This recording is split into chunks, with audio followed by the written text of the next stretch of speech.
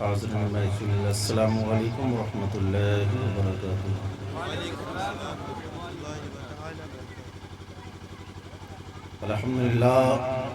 الحمدللہ نحمده ونستعینه ونستغفره ونؤمن به ونتوکل علیہ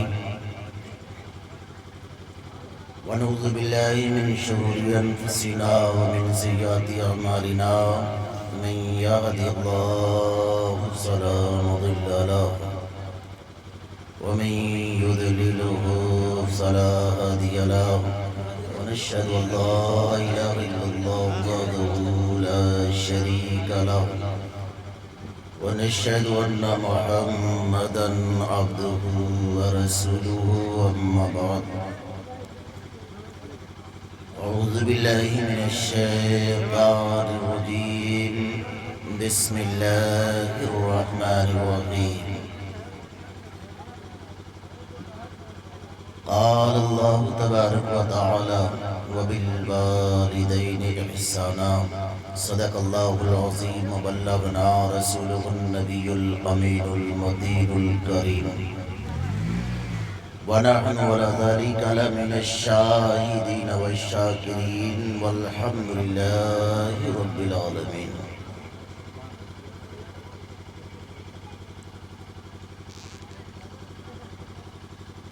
نہ سوز میں ہے نہ ساز میں ہے،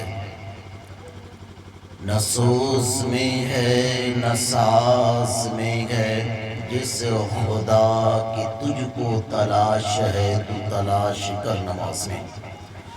آئیے سب سے پہلے مدینے کے تاجدار احمد مختار محمد عربی رغیب صدا صلی اللہ علیہ وسلم کے مقدس بارگاہ عالیہ میں درود شریف کا نذرانہ عقیدت پیش کریں۔ پڑھیں باواز بلند اللہ رب محمد صلی اللہ علیہ وسلم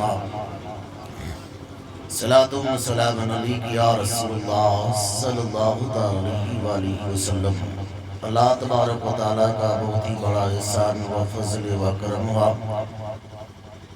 اللہ تبارک و تعالیٰ نے ہم تمام مسلمانوں کو جشن غوث اعظم میں بھیجا۔ یہ اللہ کا احسان ہے، غوث اعظم کا کرم ہے۔ سب سے بڑی بات تو میں آپ کو یہ بتا دوں، خطیب جب ممبر رسول پر بیٹھتا ہے تو کوئی پلاننگ کر کے نہیں آتا کہ آج اس موضوع پر بولنا ہے۔ خطیب وہ ہوتا ہے جو سامنے دیکھ کر کے پہچانے کہ ہمیں کیسے بولنا ہے۔ تو خطیب کیسے پہچانے گا جب سامنے کچھ ہوگا ہی نہیں، نہ سامنے ہوگا نہ آگے ہوگا نہ پیچھے ہوگا۔ یہ چیزیں بڑی عیب کی چیزیں ہیں۔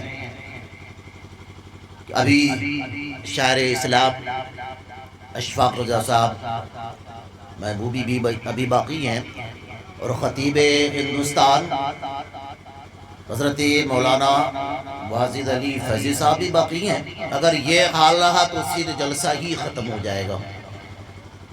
تو ہمیں جو جلسہ ہم کرتے ہیں بڑا ہی اہتمام کرتے ہیں، بڑی محنت کرتے ہیں، لیکن ہمیں اس میں بیٹھنے کی بھی محنت کرنی چاہیے کہ جب تک یہ جلسہ ختم نہ ہو اس وقت تک ہمیں بیٹھنا چاہیے، لوگوں کو حوصلہ دینا چاہیے۔ ابھی تو میرے تک تو ابھی غنیمت ہے، لیکن اس کے بعد کیا حال ہوگا آنے والے خود دیکھ کر کے حیران ہو جائیں گے۔ آج کا ماحول کیا ہے؟ آج کا ماحول آپ نے چینج کیا اسے، اور چینج کیسے ہوا؟ ہر ایک کام میں نماز پڑھنے کے لیے، آپ جمعہ کی نماز پڑھنے کے لیے جا رہے ہیں، اور نماز کے پہلے بھی سیلفی لی جا رہی ہے اور نماز کے بعد میں بھی سیلفی لی جا رہی ہے۔ گویا انسان اسی سیلفی کے لیے تیار ہوا تھا، اسی سیلفی کے لیے تیار ہوا تھا۔ جو بھی آپ دیکھیں مزار پہ جا رہے ہیں، کوئی ادب کا نام و نشان ہی آج کے مسلمان میں باقی نہیں ہے۔ مزار پہ جانے کے بعد میں کیا کرتے ہیں؟ سب سے پہلے جو بات ہوتی ہے ہمارے بزرگوں کا طور اور طریقہ رہا کہ وہ جاتے تھے خلوص اور محبت کے ساتھ جاتے تھے اور فاتحہ پڑھتے تھے پھر واپس آیا کرتے تھے۔ آج کے مسلمانوں کا کام کیا ہے؟ فاتحہ بعد میں سب سے پہلے جو حاضری ہوتی ہے وہ مزار پیچھے ہوتا ہے اور انسان آگے کھڑے ہو کر کے سب سے پہلے سیلفی لینا شروع کر دیتا ہے۔ یہ عمل آج کے مسلمانوں کے اندر ہے۔ اگر ماں سے بڑی محبت ظاہر ہوتی ہے مسلمانوں میں، ماں سے بڑی محبت ظاہر کرتے ہیں آج کے لوگ، نماز کے بڑے پابند نظر آتے ہیں، اعمال کے اچھے ہونے کے بڑے پیمانے پر آج کے لوگ نظر آتے، لیکن کہاں؟ صرف موبائل پر ہی اچھے اعمال نظر آتے ہیں۔ موبائل جب تک چلتی ہے تب تک ماں کی خدمت ہوتی ہے، ماں کی خدمت کرتے کہ سیلفی ختم ہوئی، ماں کی عزت بھی ختم ہوئی۔ تو کعبہ شریف میں جاتے ہیں، مدینہ منورہ میں بھی لوگ جاتے ہیں اور امت خضراء کو پیچھے رکھتے ہیں، اپنے پیر کے پیچھے رکھ کر کے سیلفی لیتے ہیں۔ تو جو ان کا مقصد تھا وہ مقصد پورا ہوتا ہے۔ مدینہ میں جب حاضری ہو، لوگ ہمارے بزرگ جب حاضری دیا کرتے تھے، اسی لیے تو میرے امام نے کہا تھا کہ حرم کی زمین اور قدم رکھ کے چلنا، حرم کی زمین اور قدم رکھ کے چلنا، ارے سر کا یہ موقع ہے وہ جانے والے۔ آج ہم نے اس ماحول کو ہی بدل کر کے رکھ دیا۔ کل کے لوگ جب ہمارے بزرگان دین مدینہ منورہ پر اپنے پیر کو قدم مبارک کو رکھتے تھے تو قدم مبارک کو رکھتے ہوئے ان کے قدم لرزنا شروع ہو جاتے تھے، کانپنا شروع ہو جاتے تھے۔ ایسے ہی واقعہ ایک حضور سیدنا عبدالقادر غوث اعظم رضی اللہ تعالیٰ عنہ کے ساتھ بھی پیش آیا تھا۔ جب آپ اپنے شہر سے نکل کر کے، آپ اپنے خانقاہ سے نکل کر کے جب مدینہ منورہ کی زیارت کرنے کے لیے، نبی کے روضے انور کی زیارت کرنے کے لیے جب آپ اپنے گھر سے نکلتے ہیں، مدینہ کے حدود میں جب آتے ہیں تو حضور سیدنا عبدالقادر غوث اعظم رضی اللہ تعالیٰ عنہ کے پیر ڈگمگانے لگ جاتے ہیں۔ آپ کے مرید نے پوچھا حضور وہاں سے چلتے آئے ہیں، لیکن جیسے مدینہ کا حدود شروع ہوا ہے آپ کے قدم لڑکھڑانے شروع ہو گئے۔ غوث اعظم کہتے ہیں اس وجہ سے میرے قدم لڑکھڑا رہے ہیں، کہیں ایسا نہ ہو کہ میرے نانا مصطفیٰ کا قدم اس زمین پر پڑا ہو اور عبدالقادر کا قدم میرے نانا کے نقش قدم پر پڑ جائے۔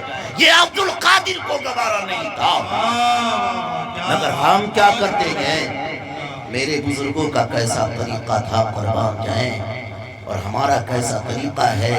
ہم امت خضراء کو بھی دیکھ کر کے بھی سیلفی شروع کر دیتے ہیں۔ ہم کعبہ شریف کے سامنے پہنچ کر کے بھی سیلفی شروع کر دیتے ہیں۔ جو ہمارا ذریعہ ہوتا ہے، جو ہم کرنا چاہتے، جو ہماری دلی خواہش ہوا کرتی ہے، ہم وہیں پر وہ چیز ظاہر کرتے گئے۔ مدینہ منورہ میں جانے والوں، کعبہ شریف میں جانے والوں، ذرا غور سے سنو، یہ ایسی زمین ہے جس زمین پر ابو بکر صدیق چلا کرتے تھے، حضرت عمر فاروق اعظم جیسے بڑے صحابہ چلا کرتے تھے۔ یہ وہ زمین ہے جس زمین پر عثمان غنی چلا کرتے تھے۔ یہ وہ زمین ہے جس زمین پر حضرت مولا علی کے قدم پڑے تھے۔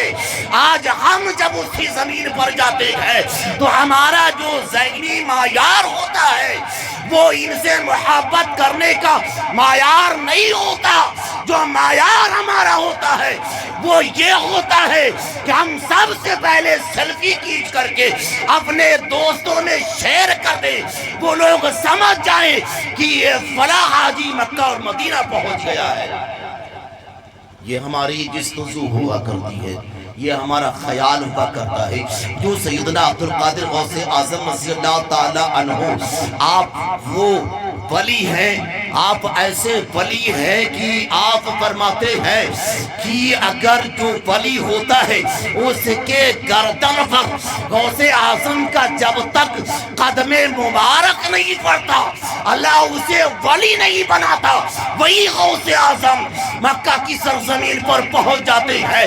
کعبہ شریف کے خلاف کو پکڑ کر کے رو رہے تھے رب کائنات اگر یہ اعمال میرے تیری بارگاہ میں قبول نہ ہو تو مجھے میدان محشر کے دن نابینا کر کے اٹھانا نابینا کر کے اٹھانا. تو پوچھنے والوں نے پوچھا تھا آخر آپ ہے کون؟ تو میرے غوث اعظم نے کہا تھا میں عبد القادر ہوں. تو میرے غوث جس کے پاس گناہ ہی نہیں ہے کوئی خطا نہیں ہے لیکن اس کے باوجود بھی رب کی بارگاہ میں ایسی عاجزی بان کے ساری کر رہے تھے. اور ہم کیا ہے کس کھیت کے مولی ہیں لیکن اس کے باوجود بھی ہمیں شرم نہیں آتی ہمیں حیا نہیں آتی کہ غوث اعظم کی محفل میں ہم بیٹھیں تو پاکیزہ ہو کر کے بیٹھیں وضو کر کے بیٹھیں. غوث کی مجلس میں جب ہم جائیں تو ہمارا دل پاک اور صاف ہو.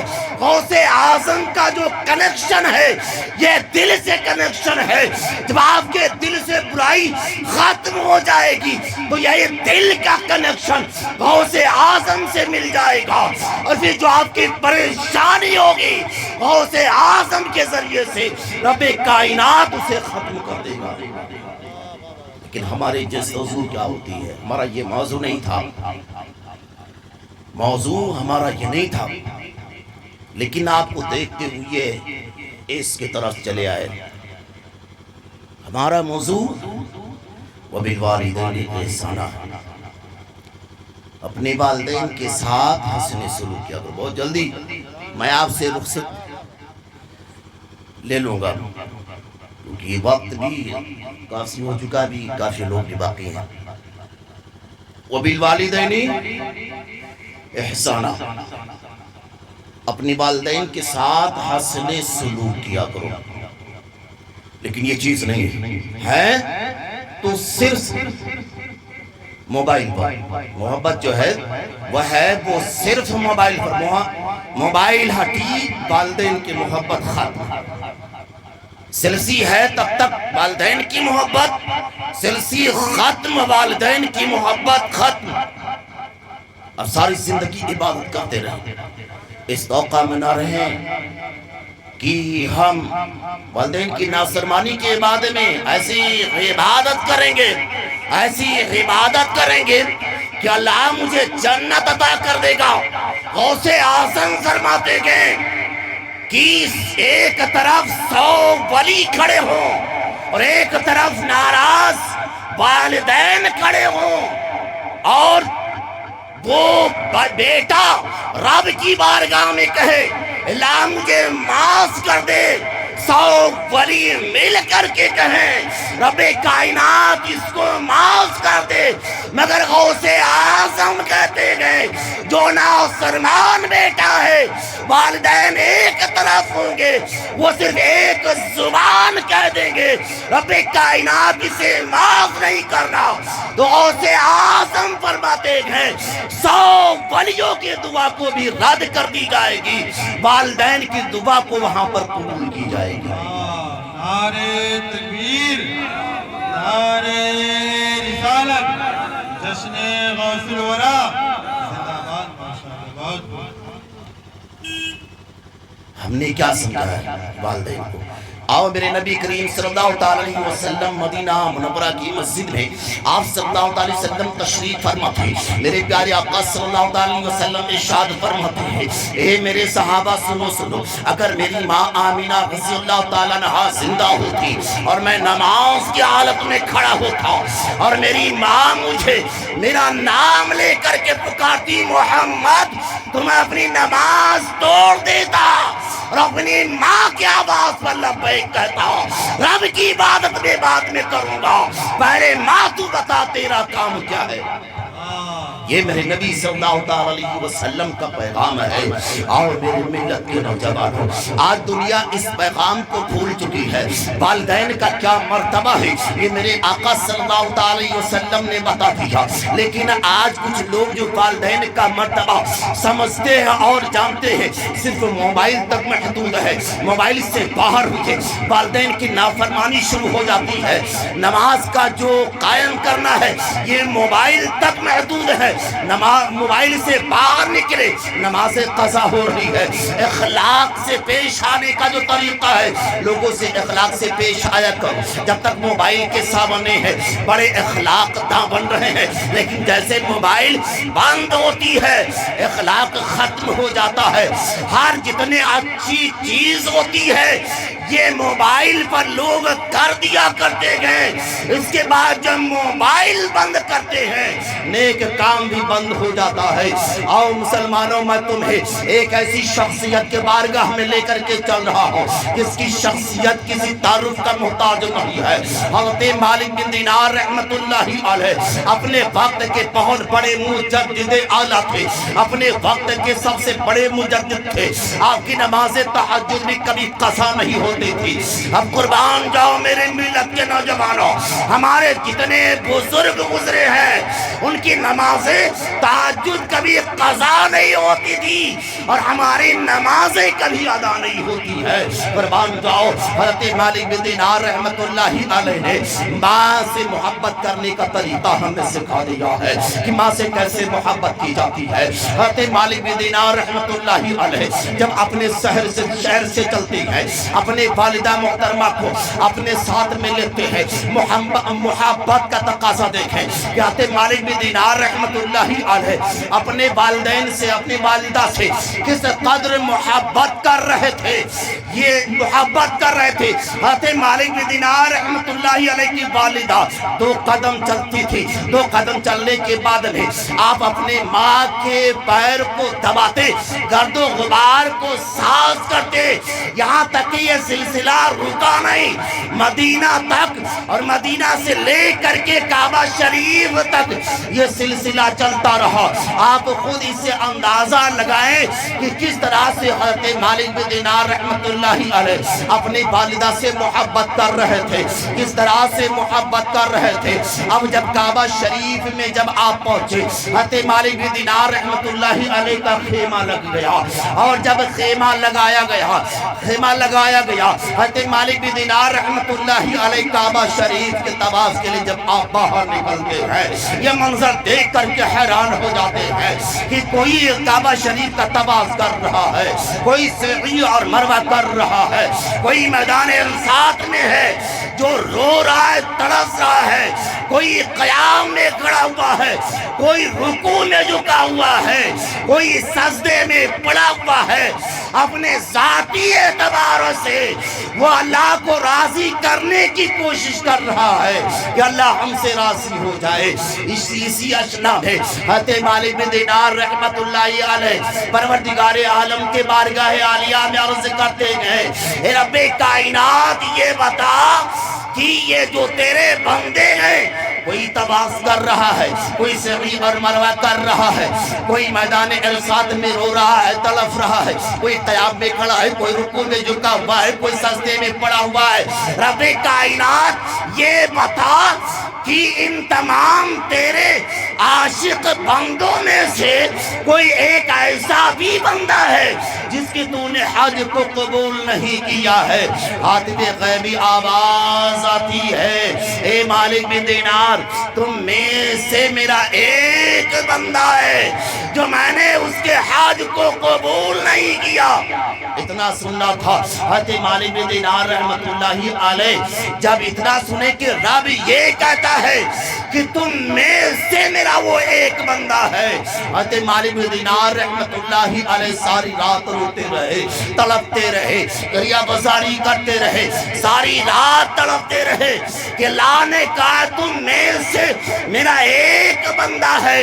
حضرت مالک بن دینار رحمت اللہ علیہ سوچتے کہیں وہ بندہ میں ہی تو نہیں ہوں، کہیں وہ بندہ میں ہی تو نہیں ہوں۔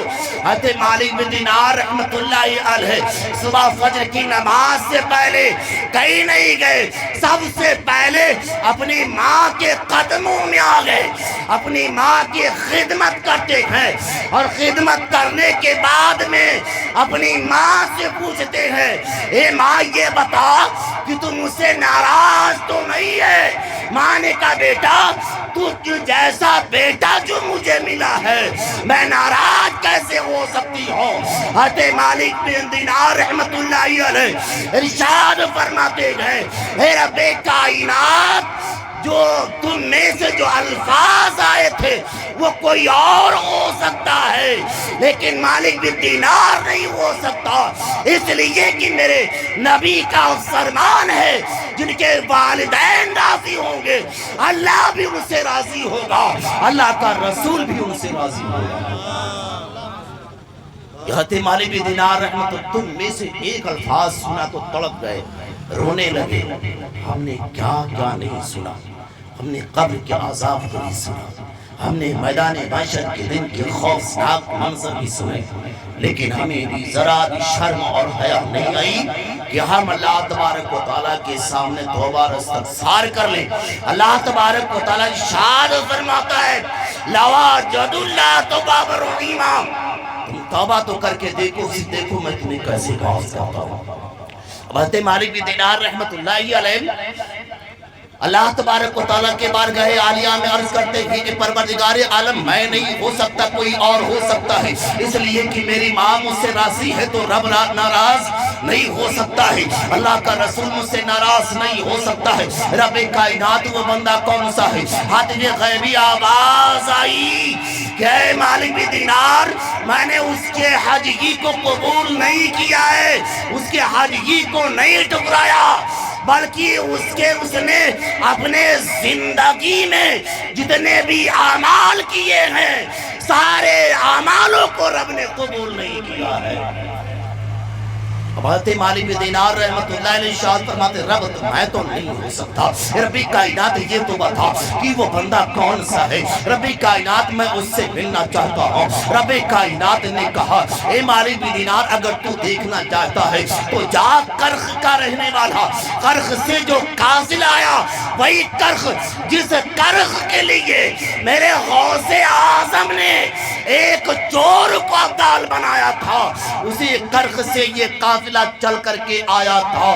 اسی قافلہ جب حضرت مالک بن دینار رحمت اللہ علیہ مالک بن دینار رحمت اللہ علیہ کو نام معلوم چلا کہ اس کا نام ہارون بن موسیٰ ہے، تو آپ اس کو ڈھونڈنے کے لیے چل دیتے ہیں، اپنی ماں سے اجازت لیتے ہیں، ماں کے اجازت کے بغیر باہر نہیں نکلے، رب کا حکم بھی تھا کہ جاؤ اس کے پاس چلے جاؤ اور اسے آگاہ کر دو، لیکن اپنی ماں سے اجازت لے کر کے جا رہے ہیں۔ ہم نے بھی کبھی اپنی ماں سے اجازت لے کر کے اپنے گھر سے نہیں نکلے ہیں کہ کبھی ہم اپنی ماں سے اجازت لے لیا کریں۔ اے مسلمانوں جب تم اپنے گھروں سے نکلتے ہو، جب تم اپنے ماؤں سے اجازت لے کر کے جب نکلو گے تو ماں ایسی دعا کرے گی کہ اگر بڑی سے بڑی پریشانی آنے والی ہوگی ماں کی دعا سے، ماں کے زبان سے جو الفاظ نکلیں گے عرش اعظم سے بھی ٹکرانے نہیں پائیں گے، رب کائنات بڑی سی بڑی پریشانی کو بھی ختم کر دے گا۔ اب حضرت مالک بن دینار رحمت اللہ علیہ اپنے خیمے سے آپ نکلتے ہیں، اور نکلنے کے بعد میں آپ خیمہ در خیمہ طے کرتے چلے جاتے ہیں اور پوچھتے چلے جاتے ہیں۔ شام کے وقت وہ خیمہ نظر آیا، کچھ لوگوں نے بتایا یہ جو سامنے خیمہ ہے یہ کرخ سے چل کر کے آیا ہے۔ حضرت مالک بن دینار رحمت اللہ علیہ اس قافلے کے اندر گئے، اور پوچھا جب لوگوں سے تو لوگوں نے بتایا ہاں یہ کرخ تک کا سلہ ہے۔ حضرت مالک بن دینار رحمت اللہ علیہ پوچھنے لگے یہ بتاؤ کہ تم لوگوں میں سے ہارون بن موسیٰ کون ہے؟ ہارون بن موسیٰ کون ہے؟ تم میں سے ہارون بن موسیٰ کون ہے؟ تو جتنے کرخ والے تھے دینار رحمت اللہ علیہ کرخ کی قافلہ بڑی تیزی کے ساتھ میں آپ کے سامنے سے رخصت ہو جاؤں گا. حضرت مالک بن دینار رحمت اللہ علیہ کرخ کے لوگوں کے بیچ میں کھڑے تھے. جب حضرت مالک بن دینار رحمت اللہ علیہ نے کہا اے لوگوں یہ بتاؤ کہ تم لوگوں میں سے ہارون بن موسیٰ کون ہے؟ تو پھر جتنے لوگ تھے وہ قریب قریب آ جاتے ہیں, جتنے لوگ بھی تھے قریب قریب آ جاتے ہیں, اور لوگ بے تحاشا مالک بن دینار رحمت اللہ علیہ کو آ کر ساڑ کر دیکھ رہے تھے. تو حضرت مالک بن دینار رحمت اللہ علیہ سوچتے ہیں بڑا ہی ظالم انسان ہوگا, بڑا ہی ظالم انسان ہوگا جس کا نام سنتے ہی یہ لوگ کس طرح سے مجھے دیکھ رہے ہیں. حضرت مالک بن دینار رحمت اللہ علیہ فرماتے ہیں اے کرخ والوں یہ تو بتاؤ کہ آخر کس وجہ سے تم مجھے اس طرح سے دیکھ رہے ہو؟ کرخ والوں نے کہا اس وجہ سے ہم دیکھ رہے ہیں کہ تمہیں پتہ نہیں ہے کہ ہارون بن موسیٰ کون ہے. تو حضرت مالک بن دینار رحمت اللہ علیہ نے کہا مجھے نہیں پتا کہ ہارون بن موسیٰ کون ہے. تو کرخ والوں نے کہا اگر کسی کو زندہ ولی دیکھنا ہے تو وہ ہارون بن موسیٰ کو دیکھ لے, وہ زندہ ولی ہے. اب یہ حضرت مالک بن دینار رحمت اللہ علیہ یہ دیکھ کر کے پریشان ہو گئے. آخر وہ کیسا انسان ہے جس کے بارے میں رب کائنات کہتا ہے کہ ہم نے اس کے ایک بھی عمل کو قبول نہیں کیا ہے, مگر کرخ والے اسے زندہ ولی کہتے ہیں, کرخ والے اس پر ایمان رکھتے ہیں, انہیں اپنا پیشوا کہتے ہیں. تو لوگوں نے جب اشارہ کیا حضرت مالک بن دینار رحمت اللہ علیہ جب اشارہ ملا تو آپ جا کر کے سامنے کیا دیکھتے ہیں کہ ہارون بن موسیٰ سجدے کی حالت میں ہے. جب نماز مکمل ہوئی اور نماز مکمل ہونے کے بعد حضرت مالک بن دینار رحمت اللہ علیہ کہنے لگے یہ تو بتا کہ تیرے شہر والے تجھے اللہ کا ولی کہتے ہیں جبکہ اللہ نے تیرے ایک بھی عبادت کو اپنی بارگاہ میں قبول نہیں کیا. حضرت ہارون بن موسیٰ نے جب یہ دیکھا کہ اگر کوئی انسان میرے ذاتی معاملے میں دخل اندازی کر رہا تو وہ کوئی معمولی آدمی نہیں ہے. وہ جانتے تھے جو دل کے راز کو جان جائے وہ کوئی معمولی انسان نہیں ہوتا ہے, وہ اللہ کا ولی ہی ہوا کرتا ہے. حضرت مالک بن دینار رحمت اللہ علیہ کہنے لگے اے ہارون بن موسیٰ کہ تیرے شہر والے تجھے اللہ کا ولی کہہ رہے ہیں, تیرے شہر والے اللہ کا ولی کہہ رہے ہیں, مگر کیا وجہ ہے رب کائنات نے تیرے ایک بھی عبادت کو اپنی بارگاہ میں قبول نہیں کیا ہے. اب ہارون بن موسیٰ کہنے لگا حضور آپ آئے ہیں تو یہ میں بتا دیتا ہوں, اس سے پہلے کوئی میرے اس راز کو نہیں جانا کرتا تھا. میں جب اپنی ماں کے شکم مبارک میں تھا میرے والد محترم کا انتقال ہو گیا, اور جب میں دنیا میں آیا تو میرے گھروں کے اندر بڑی ہی غریبی چھائی ہوئی تھی, لیکن میری ماں جو تھی وہ حلال رزق کما کر کے لے کر کے آتی تھی, میری پرورش کر رہے تھے. قربان جاؤ میرے ملت کے نوجوانوں, ہارون بن موسیٰ کہتے گئے کہ ایک رات ایسا آیا کہ چند لٹیرے میرے گھر کے اندر گھس آتے ہیں. میری ماں اپنی عزت بچانے کے لیے گھر سے باہر نکل جاتی ہے, اور جب گھر سے باہر نکلتی ہے تو پھر اسے میرا خیال آتا ہے, وہ اپنی عزت کی پرواہ نہ کرتے ہوئے وہ اندر آتی ہے اور لٹیروں سے جھگڑا کر کے مجھے اپنے خود میں چمٹاتی ہے. اے مالک بن دینار اس وقت کا عالم یہ تھا کہ ٹھنڈی کا موسم تھا, برسات کا عالم تھا, بڑی تیز کا طوفان تھا. اس عالم میں میری ماں مجھے اپنے سینے سے چمٹائے ہوئے جنگل میں لے کر کے چلی گئی. میں یہ دیکھ رہا تھا کہ میری ماں خود کانپ رہی تھی لیکن مجھے ٹھنڈی محسوس نہیں ہو رہی تھی. حضرت مالک بن دینار رحمت اللہ علیہ بڑے توجہ کے ساتھ سن رہے تھے. ہارون بن موسیٰ کہنے لگا کہ میری ماں جو حلال رزق کما کر کے لے کر کے آتی تھی میری پرورش کرتے تھے, جس کا نتیجہ یہ نکلا کہ جب بھی میں بولتا تھا تو میرے زبان سے زائز کلام ہی نکلا کرتے تھے، حق کلام ہی نکلا کرتے تھے، میں حق فیصلے بھی کیا کرتا تھا، یہاں تک کہ لوگ میرے شہر کے لوگوں نے مجھے شہر کا قاضی بنا دیا، میں مقدمے بھی سنتا تھا اور حق فیصلے بھی کیا کرتا تھا۔ مگر قربان جاؤ، حضرت مالک بن دینار رحمت اللہ علیہ سے کہنے لگا کہ ایک وقت آیا کہ اسی میرے شہر میں ایک بیوہ عورت بھی رہا کرتی تھی، اس کی بھی عزت لوٹنے کے لیے چند لٹیرے اندر آ جاتے ہیں۔ جب چند لٹیرے اندر آ گئے تو اس عورت نے ان لوگوں کو بھگایا، مار پیٹ کر کے بھگایا، تو ان چند لٹیروں نے مشورہ کیا کہ اس عورت کو ہمیں بدنام ہی کرنا ہے، اس عورت کو ہمیں بدنام کرنا ہے۔ تو ان لوگوں نے کیا کیا، چند نوجوانوں کو اکٹھا کیا اور اکٹھا کرنے کے بعد میں اس بیوہ کے گھر میں بھیج دیتے ہیں۔ ادھر بھیجنا ہوتا ہے، ادھر یہ چند لٹیرے کیا کرتے گئے، چند گنڈے کیا کرتے گئے، بڑے بڑے لوگوں کے گھروں میں چلے جاتے ہیں۔ آؤ چلو چل کر کے دیکھو کہ وہ اپنے آپ کو پاکیزہ کہتی تھی، پاک دامن کہتی تھی، مگر آج چل کر کے دیکھ لو اس کے گھر میں کتنے لڑکے بیٹھے ہوئے ہیں۔ جب لوگ آتے ہیں تو دیکھتے ہیں تو یہ مقدمہ ہارون بن موسیٰ کہتے ہیں، یہ مقدمہ کل کی روز میری عدالت میں آنے والا تھا۔ جب میں شام کو اپنے گھر گیا تو میری ماں نے مجھے اپنے سینے سے چمٹایا اور چمٹانے کے بعد میں کہنے لگی، اے بیٹا فلاں عورت میرے پاس آئی تھی، وہ اس طرح سے کہہ رہی تھی کہ میں پاک دامن ہوں، کچھ لوگ مجھے بدنام کرنا چاہتے گئے۔ تو حضرت ہارون بن موسیٰ کہتے گئے، میری ماں نے کہا، اے بہن تو گھبرا نہیں، میں نے ہارون بن موسیٰ کو حلال رزق کما کر اس کی پرورش کی ہے، وہ غلط فیصلے نہیں دے سکتا ہے۔ ہارون بن موسیٰ کہتے ہیں، یہ میری اور میری ماں کی گفتگو چل ہی رہی تھی کہ ان چند لٹیروں میں سے کسی نے سن لیا۔ اللہ اکبر، جب میں صبح مقدمے کے سماعت کے لیے نکلا تو چند لٹیروں نے مجھے پکڑا اور پکڑنے کے بعد میں شراب پلا دی، اور جب میں شراب کی حالت میں اور نشے کے حالت میں جب میں ہو گیا تو اس عورت کے خلاف میں نے فیصلے سنا دیے اور اس عورت کا سر مڑا کر کے اس عورت کو ایک جانور پر بیٹھا کر کے جب میرے گھر سے گزارا گیا تو میری ماں کی چیخیں نکل گئی، اور اسی نشے کے حالت میں جب میں شام کو اپنے گھر پہنچا تو میری ماں کہنے لگی، اے بیٹا یہ تو بتاؤ کہ میں نے تجھے تو حلال رزق کما کر کے تیری پرورش کی تھی، مگر تو نے اس بیوہ کے حق میں غلط فیصلے کہاں سے سنا دیے۔ ہارون بن موسیٰ کہتے ہیں، وہ ماں تجھے کیسے بتاؤ،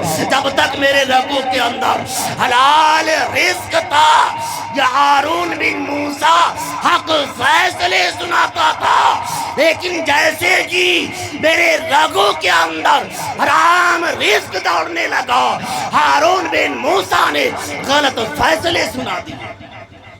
وہاں صرف چند شراب کے نشے میں آئے، حرام رزق اس کے خون میں بے بس ہوئے تو غلط فیصلے ہو گئے۔ مسلمانوں، ہم کتنے ناجائز کام کیا کرتے ہیں، کتنے حرام کاموں سے ہم اپنے پیسے کو کمایا کرتے ہیں، لیکن ہمیں کبھی بھی غور اور فکر نہیں ہوا۔ تو پھر جب ہم حرام رزق سے اپنی پرورش کرتے، اپنے بچوں کی پرورش کرتے ہیں، تو کب ہم سچ بولنے والوں میں سے ہوں گے، کب میرا بیٹا سچ بولنے والوں میں سے ہوگا۔ ہارون بن موسیٰ کہتے ہیں، اے مالک بن دینار، اے مالک بن دینار، اللہ اکبر، اس کے آگے سنو، میں نشے کے حالت میں تو تھا ہی، میری ماں مجھے اپنے سینے سے چمٹانا چاہتی ہے، تو میں نے کیا کیا، نشے کی حالت میں تھا، میں نے اپنے ماں کو ذرا سا جھٹکا دیا، گھر میں تندور جل رہی تھی، میری ماں اسی تندور میں گرتی ہے اور اس کی روح قبضۂ انصری سے پرواز کر جاتی ہے۔ حضرت مالک بن دینار رحمت اللہ علیہ نے جب اتنا سنا تو آپ کے آنکھوں میں خون اتر آئے۔ حضرت مالک بن دینار رحمت اللہ علیہ کعبہ شریف پہ کھڑے ہو کر کے اعلان کیا، اے حاجیوں جتنے ہو میرے قریب آ جاؤ۔ پھر جتنے حاجی تھے حضرت مالک بن دینار کے قریب آ گئے۔